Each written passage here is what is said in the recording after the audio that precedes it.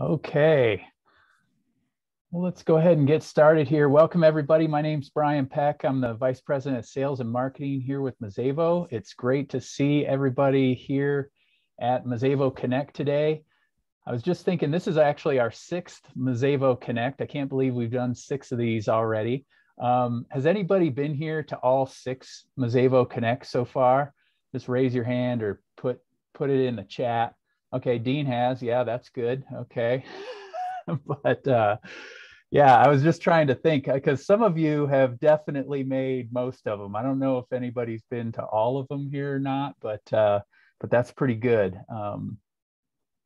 Anyways, we're excited here today. We've got great Mazévo Connect lined up, a couple of great presenters. This is the first time we've actually had 2 presenters here. We've got co-presenters today, and it's going to be really good. We're going to be talking about approvals here. Or workflow is another way people refer to it. And just talking about that feature and how it's used in the real world. If this is your first Mazévo Connect, what we decided to do with these, this is a monthly webinar that we put on. We open it up to the entire Mazévo community, both Mazévo customers and even non-customers as well. I see we have a few hopefully soon to be Mazévo customers here joining us today. But anyways, the idea behind it was to allow people to get together, kind of share ideas and just, hear best practices, that kind of thing. And it's been great success so far. Like I said, we've done 6 of these. The feedback's been really good. And we're always looking for ideas on what people want to talk about or hear about, learn about, anything like that. So if you have ideas or suggestions, or even if you want to present one yourself, feel free to put it in the chat, and we'll look at that and consider it here for a future Mazévo Connect. Just a couple of ground rules here today. I've got everybody muted right now. We're going to save about 10 minutes or so probably at the end for Q&A.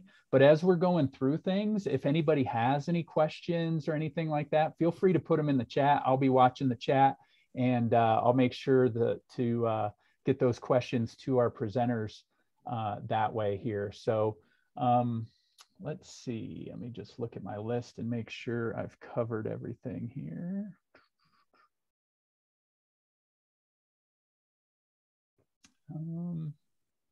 Yeah, I think that's everything I had there. So with that said, I want to introduce our 2 presenters here. Our first presenter today is going to be Kathie Smith. She's assistant to the executive pastor for Park Cities Baptist Church in Dallas. And then we've got Dorian Hall, who's the director of the Millennium Student Center, student involvement and event services for the University of Missouri at St. Louis. And they're both going to be talking about how they use Mazévo Approvals in their day-to-day environment there. So with that said, please help me welcome our first presenter. It'll be Kathie Smith. And Kathie, I'll let you go ahead and take it away here. Okay, thanks for asking me to do this. Although I'm a little nervous, I'll tell y'all, my husband said, don't worry, you have no problem talking at all. So I'm excited about approvals. It's one of the first things that we asked for in Mazévo. And so we were able to kind of speak into that and how we wanted it to work. So it's something that's really important to us. So let me give you a little bit of context about our church. If you're not from the Dallas area, you may not have ever heard of us. So we're about a 11,000 member church. We are open 7 days a week. When I first started interviewing at the church, I thought, I'm only gonna have to be there Sunday and Wednesday. Sounds great. Well, that's wrong. So we do have things 7 days a week. We have about 200 rooms across 8 buildings. And then we also include our outside and offsite things like camps and things like that. We do everything from typical, worship and Sunday school, and then also small meetings to medium-sized meetings to large banquets. We host a few school graduations. We work with ministry partners for large banquets. We rent our facilities to the community, like homeowners associations, things like that, for meetings. So we just do a different variety of things. We have a gym, so we have a lot of sports leagues, camps throughout the summer. We just started offering pickleball, which I'd never heard of. We just do a lot of different things that some people don't think about a church doing. But let me kind of talk about how we used to do things. We came from EMS, like a lot of y'all did. A lot of our support resources, like our production, our childcare, our catering, things like that, all have their own systems. So people were asked to put in something on a calendar, and then they had to go and put it in on the system for AV, let's say. And those systems didn't tie together. So I never knew when they actually requested that or not requested that. So I couldn't follow up to make sure it was really happening, which led to, we approved it on the calendar, and then these support people had no idea what was going on till the very last minute. And that caused so many problems. It was staffing problems, just general frustration, plus the fact they didn't get to actually speak into if the event could actually happen on their end or not. So then they felt like they had to do it because it was already approved on the calendar. So what we wanted was a system where everything was in one place, so I could follow who had actually requested what from each support person, then give the support person an opportunity to speak into, can we do this or can we not do this? And then come back and give a final approval. So we told Dean and Brian that the very first time we met with them and said, can Mazévo do that? And they said, not yet, but we can make it happen. And they did. So we were very excited about that. And that's really one of the main reasons that we went to Mazévo, is because they could do this workflow for us. It has just been a lifesaver for us. We are able to communicate better. Everyone's on the same page. Everyone's feeling enabled to speak into the process, so that it gives them some accountability, but also just some buy-in. So it's just been great. Right now we have our production, our childcare, what we call creative arts, which is promotion, security, if it's over a certain level, number of people, and then our facilities, if it's over a certain number of people. Eventually, we're going to add catering back in. We had that originally, but we've lost our person that oversees all of that. And so right now we're not offering catering at all. So once that's person's hired, then we'll add that back in. So let me kind of show you, I'm going to share my screen and just kind of show you the process of what we do, and then kind of how to set it up, because it's super easy to set up. I'm going to share my screen real fast, I think. Whoops.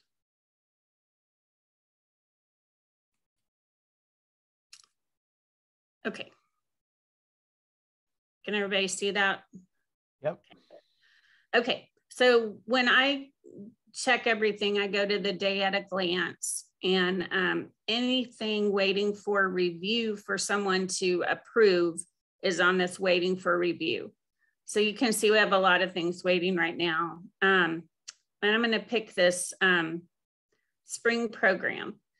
And that's our child, we have a preschool, and that's their program at the end of the year. And so when I pull that up, I see that there's one approval. So I go to that, and it's production. Usually what I do is I check and see what they've requested. So they've requested resources that would include our production area. And that's what triggered this approval. So I look and see, okay, first of all, that date is okay, that program can happen. if production can accommodate them. So I'm going to activate that. And what that does is it pushes a notification to our production people. So if I go back to my day at a glance, got to move y'all over and refresh it. This is everything pending for our production or whoever needs to do the approval. So you'll see this spring program is down here. So that'll give our production person an opportunity to look at it, and he can tell me, yes, we can do this, or no, we can't.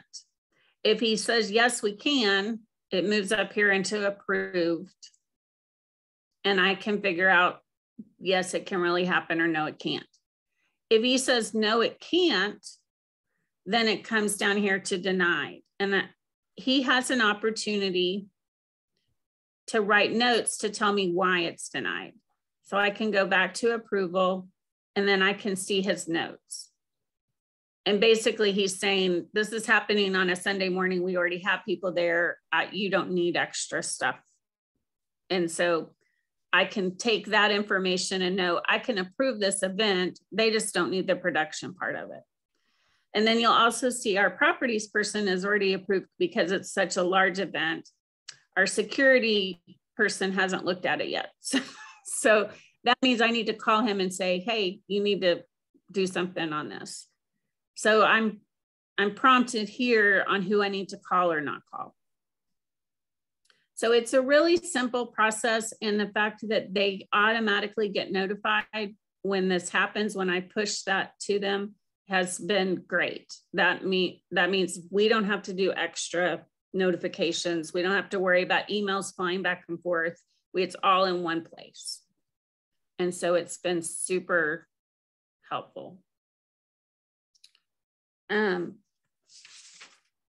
It also helps me, like if I see that somebody has an event that I know is going to need childcare, or I know is going to need production, then I can, if they haven't put that in, I can stop them right then and say, you haven't added this, it can't go further in the system. Our old system, I couldn't have done that because I didn't have access to all that. So it's just been great. If you want to set it up, it's super, super easy to set up. So all you do is go, hold on.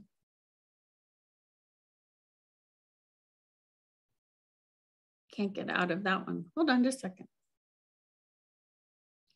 I'll just pull it back up. All you have to do is go to your users that you want to make an approval. Like I did our production person. I'll show you me as a test person. The only additional thing you need to do is the other security role. Just make sure that they have approvals. If they don't have this checked on their user profile, then they won't show up when you go to set the approval.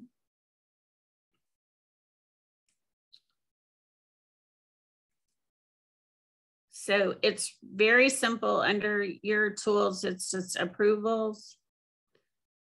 And you can see all the ones we have added here. If you want to be able to review and then push the notifications like I want to do, you want to make sure that this review events is checked first. And to add the approval, you just do the description and what's going to trigger it. So you have all these different things that can trigger it. Event type, a service, which is what we use mostly. Attendance is if it's over a certain number of people attending. So all of those can be triggers. And then you want to set your approvals. And again, their name won't show up here if they don't have that approval checked on their user profile. So it's super easy to set up. Stop sharing. Again, it's just been really helpful to us just to have better communication, to use our resources more wisely, to staff better. And it's just 100% better than what we were doing before. So we love it. It's my favorite thing, but I'm a little biased. So that's really all I had. Great. Great. Thanks, Kathie. That was great to see your how you've got everything set up there. Okay. Well, now I'd like to turn the spotlight over to Dorian, and he's going to talk a little bit about how they use it there in St. Louis. And Dorian, why don't you go ahead and take it away for us? Well, good afternoon. Again, my name is Dorian Hall, director of the Millennium Student Center. So it's that building behind me there. And student involvement, which is also located in that same building, as well as our event services team. Under our event services purview, in addition to the Millennium Student Center, we're managing our conference center. We also manage a lot of our outdoor spaces, and we work closely with different stakeholders across campus for events that might not have one clear jurisdiction, but may have multiple people involved. For example, parking lots and garages and some of those things that it's not just events, but it may be grounds involved, it may be parking and transportation, police, and other individuals. And we're also providing a lot of additional support to some of our other key venues who currently may only have a very, very small staff or may not have a lot of equipment available to really host events fully, or may not have the bandwidth to manage contracts if they're hosting events for external clients. We do host events for our student organizations, our campus departments, as well as external clients to the campus. Our campus itself is situated in North County, St. Louis. We are coming up on 60 years, which makes us young in terms of university language. And our population shifts a little bit here or there, but we generally have about 16,000 students. If we were to subtract those students that are online and subtract those that may be dual enrolled, we typically are closer to somewhere between 10 and 12,000 students actually coming on the campus. We are mostly a commuter campus. Our residential population is usually about 1/10 of our overall, 10th to maybe a little more of our overall population on campus. So that's a little bit about our institution. And I will go ahead and share my screen as well. As many people on here, we were also formerly an EMS campus for managing our events. We've always, as a campus, used a separate system for event management from what is used for our academic classroom spaces. That we're using a different platform for that. And so I'm here showing the approvals that we have. So in our instance of Mazévo, we have a number of teams using it. So again, I'm the director of our event services team, and we are the primary users of Mazévo. And my team also is the one that works closely with Dean, Brian, and Wendy with any questions, concerns. When we made the migration, that was my team's primary responsibility. And I also act as our sort of chief system administrator, whatever you want to call it, for our campus uses of it as well. So one thing I do want to note, you'll see the ES prefix or PAC prefix that signifies that approval of that item belongs to either that particular team or that particular facility. So we use it in those prefixes to help us understand who's using what. So I'm not as familiar with the ins and outs of how our Performing Arts Center, so PAC team, uses their approvals. What I do know is that they primarily are using them to trigger notifications to those key stakeholders across their teams, across their internal team. But I do want to highlight our event services approvals. Now, I do want to also be clear that our campus, like many I would imagine, and that are on this call, have gone through a lot of changes and transitions over the pandemic. For example, most of the people who I used to work with and on some of these things are gone. They're either, and the people I'm working with now are just getting into their roles or are interim, so it could change again. And so some of these we were using for a while, but then we haven't been able to use because, again, there's a new person there that we are still building a relationship with, or there may be individuals who, again, are in an interim role and we don't want to bog them down with learning something new when they already have 2 or 3 jobs that they're doing because they're handling their current job, but also doing this other thing as interim. So I do want to mention that. The first one that we have is a manual trigger to our environmental health and safety team. There are events, especially when you're dealing with student organizations, that are inherently more risky than others. And so this is a way for us to trigger a notification to them to say, hey, can you take a look at this event? They're wanting to do a piano smash. So we want to make sure, and this is an actual event that's happened, so I'm not making that up. How do we then safely allow these students to do a piano smash? And then our colleagues will say, hey, well, you need to have them do this and this and this, and make sure the strings are gone. So if they hit them, no one gets cut by the strings, and make sure that all of these different things are taken care of in advance. Make sure you have a big open space and goggles and all of these different things, and somewhere for the debris to rest. So these are examples of things that we've talked with environmental health and safety about with those approvals. Putting on my student involvement hat for a second, FSL is short for fraternity and sorority life. And so this is a notification to one of my coordinators who manages our Greek life on campus. And this allows her to know anytime that they're wanting to host an event in any of our spaces. So she can keep tabs on them and be aware of their whereabouts and what they're doing. So that's used just primarily as a notification to her, not so much used as an approval, but just to notify her. I'll skip fundraising because we really haven't, that's a new one that we're building, but we haven't really figured out exactly how we want to use that one. Grounds is another important one for us. So this is triggered with any of our outdoor spaces that we have listed in the system. Our grounds team, we like to let them know when there's going to be an event in the ground space for a couple of reasons. Sometimes they have special projects going on, and we want to make sure that there aren't any special projects happening at that time. This was especially important trigger before the pandemic, when we had a lot of grounds work happening across our campus. Our campus is split by a major road into two parts, North Campus and South Campus. And for a while, a lot of projects on the grounds were happening on North Campus. And so this was extremely helpful for that. But also there may be little things that they're wanting to do that grounds needs to know about it. More recent example is there was an event for Holy that was happening where they're wanting to throw chalk, this kind of chalk powder around in celebration of this event. And how's that going to impact the grounds? How are we going to make sure that they also have water access to wash themselves off and wash some of the chalk away and make sure it doesn't get on the patios and in the concrete? We also want to make sure there's trash cans available so they have somewhere to throw things away. So all of this are things that we want to make sure that grounds is aware of and part of that communication.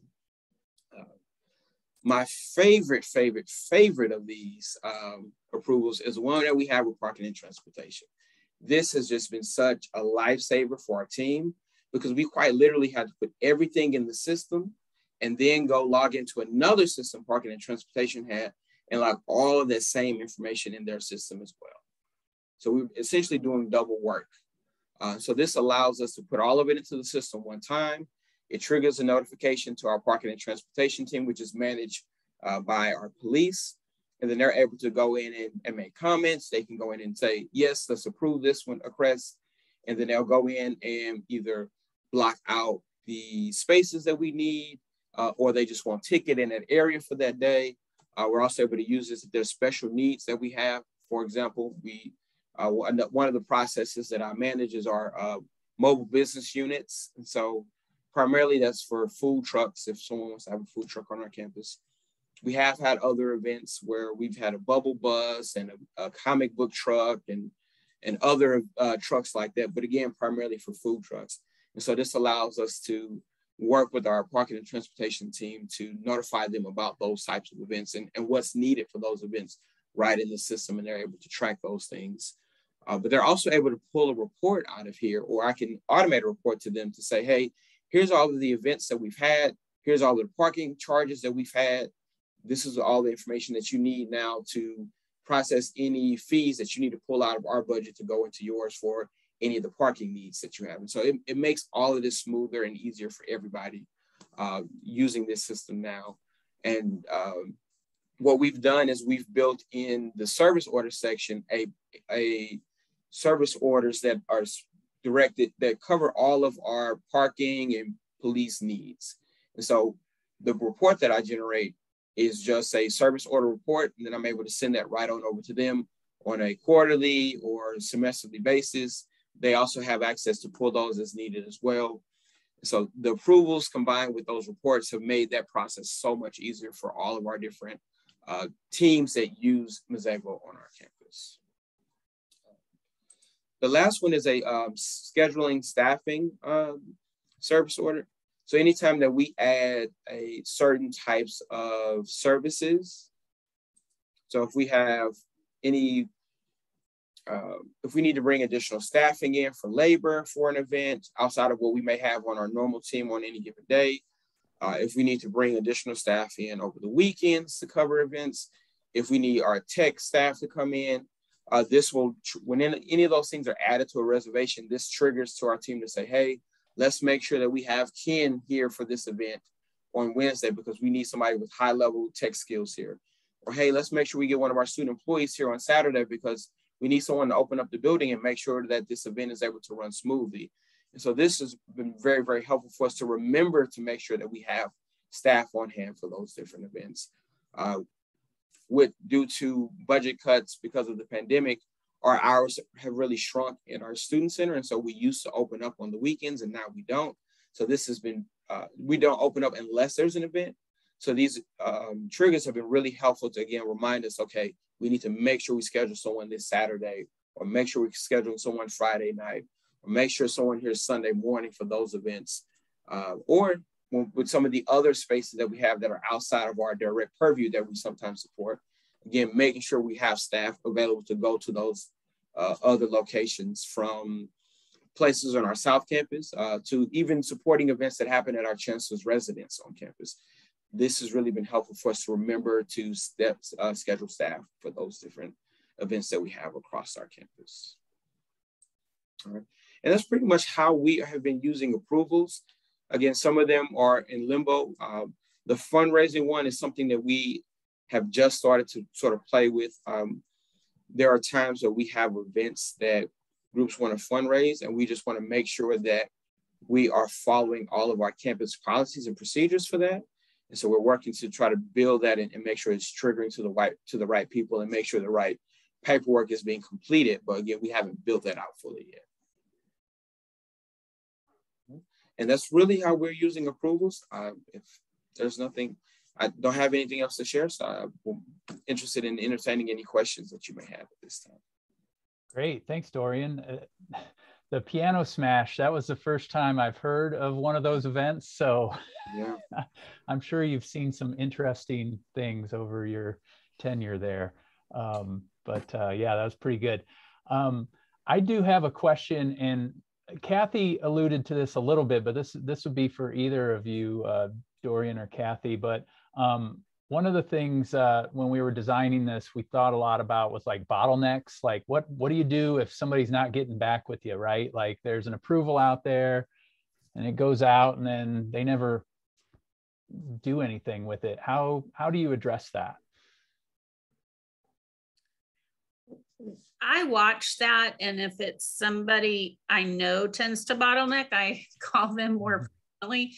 If it's somebody like we have a lot of AV out right now, but I know our AV person is on vacation, so I kind of let it ride for that. But if it keeps happening, I just reach out to them personally and say, hey, this is out there, you need to look at it. Mm-hmm. Okay. And that's our approach generally as well. My event services and Millennium Student Center team is so intertwined and fairly small that I see all of them on a regular basis. And so I'm able to, especially something like the staffing one, if I see that it hasn't been done, I can easily say, hey, Josh, can you take a look at this tomorrow or later on today? With our parking and transportation one that we use pretty heavily, there's only one person. That office is really a office of one. So I try to be a little more patient with that person because they don't have any staff any longer working with them. But he is pretty good at, for the most part, now that he's adjusted to the system and has been working with us in it for about 6 months now, he's a lot more comfortable with it. He still will email me questions. He just emailed me actually this morning a few things. And so constantly try to work with him to coach him. But for the most part, push come to shove, I'll email someone if I need to. Great. Okay. Excellent. Hey, Brian, this is Joe. Can I ask them a question? Yeah, absolutely. So Kathie and Dorian, my name's Joe. I'm on the implementation team, and I want to see if you can express how the adoption of your service managers for being part of the process has worked. Have they been very accepting of Mazévo? Was it easy for them to learn it, learn their steps and things like that? So I can kind of speak on this first. And again, I don't think this is anything new for anyone, especially if you're in higher education, but there's just, everybody's being asked to do more with the same or less than what they had in 2019. And so I've been patient with some of our individuals who are struggling or have some difficulty learning or navigating the system. Some have been a lot swifter and easier to take to it than others have been. And so that is one of my goals as things start to somewhat seemingly more normalize. I think the mass exodus that we've experienced is starting to slow down a little bit. I don't know, because I mean, I just had another person from my team leave last week. So we will see how this slows down. And I'm hoping that as we get into next fiscal year, which our fiscal year starts July 1, that I'll be able to reach out, in particular, our environmental health and safety person, I think has only been here for less than 6 months. I wanted to give them a chance to learn their job first before I dump something new onto them. But for the most part, those that I've had a chance to work with that I've already had established relationships with have been pretty easy with adopting it. I'm just trying to be respectful of the newer staff and them learning their new roles, or those that are interim staff, and knowing that I may be working with them today, but tomorrow it could be somebody completely different. So I think that's where our struggle more so is with the interim and new staff, and not so much our seasoned staff that have been here for a little while. We've had similar issues. For the majority of our people that were using the other system and then we went to this, they were very happy. They love the new communication process. They love everybody being on the same page. We had one person that didn't really want to step up and do a new system, and that person's no longer with us. Not because that isn't what happened. They just chose to leave. So for the most part, I would say everybody's very accepting of it and see it as a huge benefit. Great. Do either of you know if anybody uses the approval mechanism on mobile? They can actually approve things from their phone. Do you know if anybody's actually doing that or not?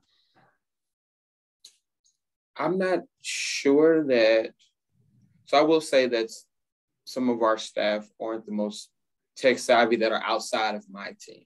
Mm-hmm. My team tends to be some of the more tech savvy people on the campus. And so I know that our staff uses the app in a lot of different ways. And I personally haven't used the app for any of the approvals that have come to me, but I would assume that my associate director, Lester, he's probably used it, particularly for the scheduling staff one that we have, because he helps with that, with our chapel.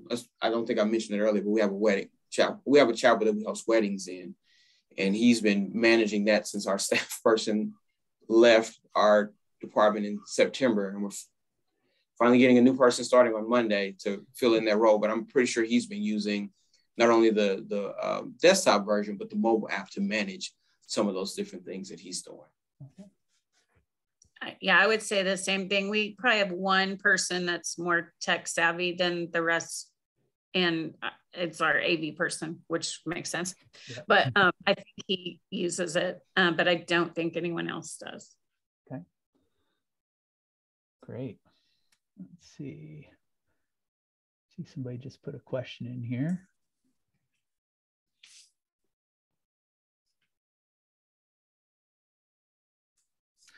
There's a question about using or doing something similar with statuses in Mazévo, where you have different status levels and you change the status to kind of as it moves through the workflow. She's curious if either of you did something similar before doing Mazévo approvals, the way it is in there now. We did not, and that was a huge part of the problem. Yeah, it approved on our system, and then everybody else was kind of out on their own. Yeah, okay. I would say yes and no. We do use statuses in sort of a tiered way. So for a lot of our requests, they'll come in under some type of like inquiry or request pending or something to that nature. Then we'll move it to another status once it gets to the next phase in the process. So often that's like a hold. With an external client that might be contracting when we're working on the contract. And then ultimately it'll go to confirmed once we have everything in order. My colleagues over in our Performing Arts Center, they also then have additional statuses after the fact. One for settling when they're still collecting any final information that may have happened and trying to send out final bills, and then settlement complete when they have received all payments. I try to avoid accepting any payment after the event because people are just not always good for it, but we have used that to some degree, but we've leaned a lot more now to just using the approvals for our colleagues, mostly external from our department, and then using the statuses just internally to let us know where something may be in our overall process. Okay. Great, thank you. Let's see. There's a question here. Can approvals be triggered by event questions? Also, how do the frat sororities trigger approvals? So I'll take that first one. Approvals aren't tied at all to event questions. So that's a completely separate thing. So if they answer a question a certain way, that's not going to have any bearing on the approval side. But then for Dorian or Kathie, or I guess this one's for Dorian, how do the frats and sororities trigger approvals? So we have that tied to organization type. Okay. So what we did was all of our fraternities and sororities, we have them set up in their own organization type. And then anytime they book something, it triggers that approval to my coordinator for them to review those, for her to review those events and know that there's something happening. So that's how we built that, was using that organization type trigger. Okay. Great. I will say we do use event questions to prompt people to remember to put in a service that then will trigger an approval process. Now, does that always work? No. But that's we try to prompt them with a question. Oh yeah, that's a good idea. What's the question that you ask? Really on the AV, when it's does this event require any audio visual or production assistance? And then same for the creative arts one. This event require any promotion? And then enter that. Yeah, and we do something similar with the with any audiovisual services or staffing that we need. But then also comes back to the environmental health and safety. If there isn't like a direct question we've created, but if there's something in the language about the general description that they provide, then we'll say, okay, based on what they're saying about this event, I think we need to go ahead and ping the environmental health and safety. So then we'll manually push that one out to them. Yeah. And then we do have a question already in the event questions about fundraising, but like I said, we haven't built the full fundraising thing yet, but that's essentially how that will ultimately work, is that, oh, you answered this question here, let's push that out so that way we're making sure that you get all that paperwork that needs to be done centered around fundraising is taken care of. Okay. Great. We'll open it up. Anyone else have any other questions for Kathie or Dorian?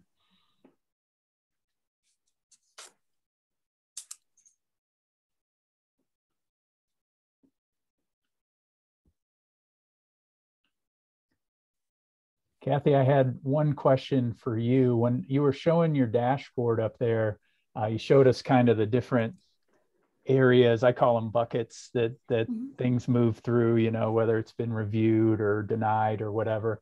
Do you use there's a tab right next to it for approvals that kind of shows you all the breakdowns, where the audiovisual ones are, and childcare, and it breaks them down that way. Do you ever go over to that other tab? I don't usually, because we don't have so many that I can't remember where it is in the process. Yeah. If more, and as we add like catering and more childcare, right now we're not doing a lot of childcare because of COVID.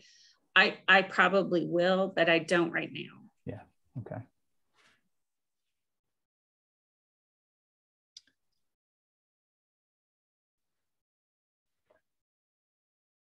Yeah, Wendy's just reminded me here to talk a little bit about the approval emails and when those go out. So I think you both mentioned that, you know, this is a tool that you use to notify people that, hey, these services are going to be needed, and that you have an approval in there and things like that. So Mazévo will notify them. What we've done there is we basically send out that email once a day for that. So we're not nagging people, but we're nagging them a little bit. So it goes out once a day. And if they don't do anything with it the first day, they're going to get the email again the next day. And if they don't do anything with it that day, so we kind of gently keep, you know, reminding them that they have an approval there, but we're not, you know, sending it out every hour or anything like that. So that's when the approval emails go. And I think do they go overnight? I can't remember off the top. Yeah, they go out in the middle of the night. Yeah, okay. So, all right. I think it's like 3 in the morning, my time. Is it? Okay. They usually come in. Yeah. All right. That's the start of Dorian's day. Or the end of it, depending on the day. Yes. Can I give you a list of people I want you to bug more often? Not quite enough, huh? Yeah. Okay. Well, if there aren't any other questions, I'd like to just again thank both of our presenters here today, both Kathie and Dorian, for sharing their knowledge and wisdom around how they use Mazévo with everybody today. I know this is always great. I always learn something as well from these things, and just hearing real world use cases from people.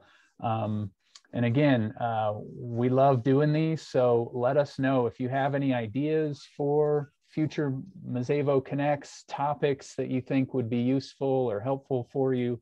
You can reach out to me directly with your ideas. We will be doing another one here in April, probably towards the end of the month. So keep your eyes open for that.